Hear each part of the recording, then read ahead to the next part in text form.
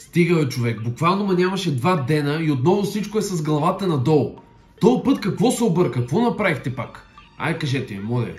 Какво стана? Днеска отивам в аптеката, викам на аптекарката, искам един нурофен. И тя нещо почна да се подхилква, нещо почна да се смее, много смешно и стана. Викам, какво става тук? Нещо в мене ли има нещо? Някаква птичка ли ме накъла? Какво е станало? Викам, хубаво, добре, айде, ако не мога нурофен, дай ми един колдрекс. Тя направо почна да се хили с бурен смях. Викам и те ги изкупуват вече на едро тия 2 лекарства, няма ги никъде. Аз съм в шок. Как така? Какво толкова им има на нурофена и на колдрекса? И тя така ме повика да се доближа и на ушенце ми прошепна тайната, която ще ви разкрия в това видео. Преди сме започнали, разбира се, всяка вечер съм на линия в моят Twitch канал и също така, за да не изпускате абсолютно нищо, или просто ако много ми се кефите, последвайте ме в моят Instagram профил. Веднага. Окей, спирам да се правя на интересен, спирам да се правя на луд. Всички знаете за какво ще говорим в това видео, а именно ситуацията, не е ситуация, по-скоро случката с Диона. Накратко за всички вас, които живеят под камък, нямат интернет или телевизия, всъщност ако нямате интернет, как ще гледате това видео? Да, както и да е.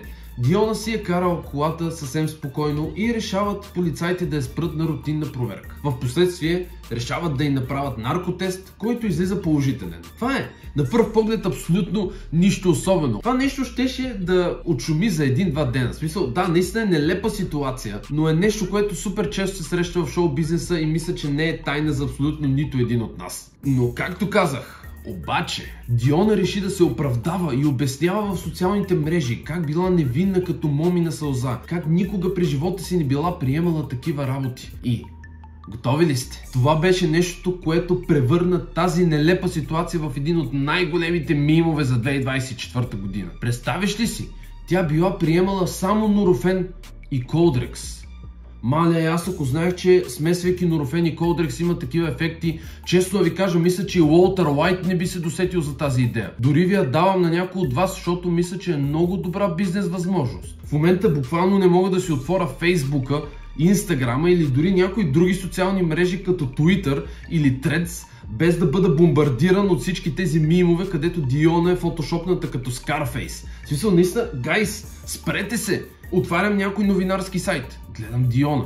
Пускам си новините по Нова, гледам Диона. Човек, тя с това изказване буквално стана сенсация за цялата държава за един ден. Нали, разбира се, първоначално, когато се случи всичко, тя твърдеше, че е напълно невинна, че полевият тест е фалшив, както нали, са вярванията на повечето хора в България, че полевите тестове не са много точни. И разбира се, тя апелираше в своите социални мрежи хората да имат търпение. Ето сега ще ви прочета нейното стори. Не бързайте да заклеймявате, съдите и обвинявате. Не знаете много неща за личния ми живот, за здравословното ми състояние, за мен като цяло. Съдействала съм на органите на реда както е редно. Понесла съм отговорност за обвинението, което ми беше отправено. Доколко основателно ще се разбере от кръвните ми проби.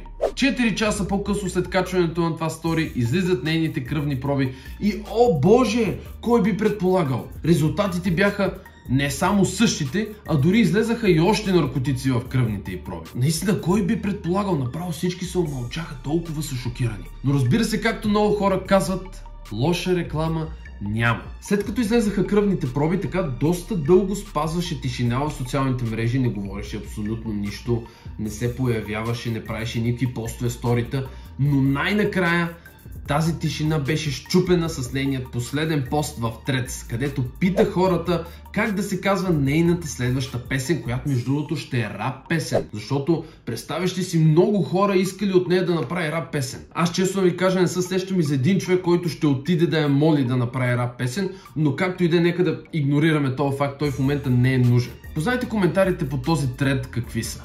Буквално всичко е нурофен, колдрекс, да чертаем, линии, Пабло Ескобар и някакви тем подобни работи. И за какво се случи всичко това? Заради единия нурофен и колдрекс.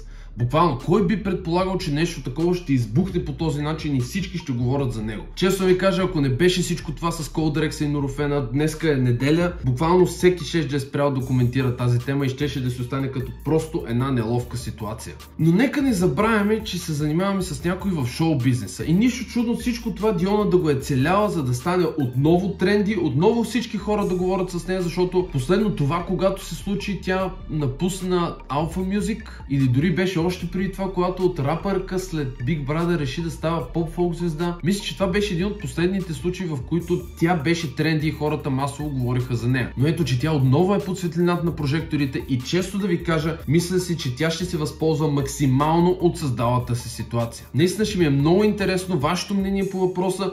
Разбира се, моля ви, спрете се. Стига с тия мимове за Колдрекс и Нурофен. Писаха ми. Така че може да го напишете долу в коментарите, не забравяйте да харесате това видео и отново да ви напомня, всяка вечер съм на живо от 8 часа в Twitch и също така не забравяйте да ме последвате в Instagram, не защото искате, а защото аз ви казвам.